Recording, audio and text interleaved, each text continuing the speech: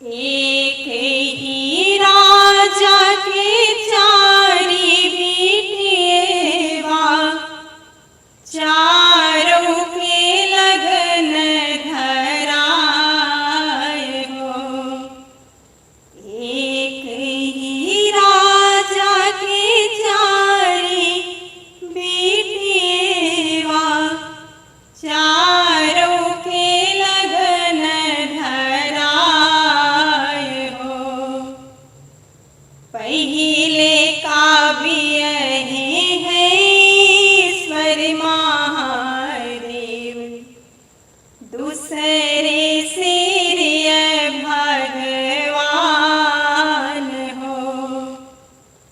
तीसरे काव्य है लंका के राजा, चौथी भी है गोपिकान हो। तीसरे काव्य है लंका के राजा, चौथी भी है गोपिकान हो। कवन बाजन बाजे ईश्वर महादेव, कवन बाजन भगवान हो। कवन बाजन बाजे लंका के राजा, कवन बाजन गोपिकान हो। कवन बाजन बाजे लंका के राजा, कवन बाजन गोपिकान हो। डमरू बाजन बाजे ईश्वर महादेव, बराहो बाजन भगवान हो। डंका बाजन बाजे लंका के राजा, बंसी बाजन गोपिकान हो। डंका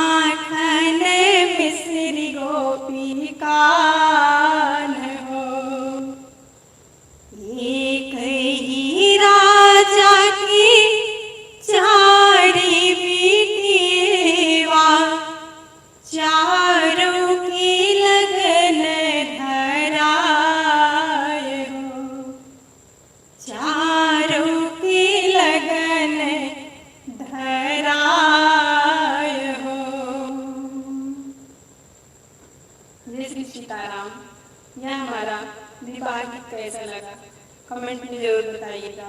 अच्छा लगे तो लाइक सब्सक्राइब शेयर करिएगा और चैनल पर नहीं हैं तो सब्सक्राइब करिएगा और कमेंट में बताइएगा कि कहाँ से हैं। हमारा फेसबुक चैनल भी है प्रियंका पंडित लोकगीत स्वर भजन गायिका, वहाँ भी अपना प्यार आशीर्वाद बनाए रखिएगा और इस चैनल पर भी। अगले वीडियो मिलते हैं, तब तक के लिए श्री सीताराम, हर हर महादेव।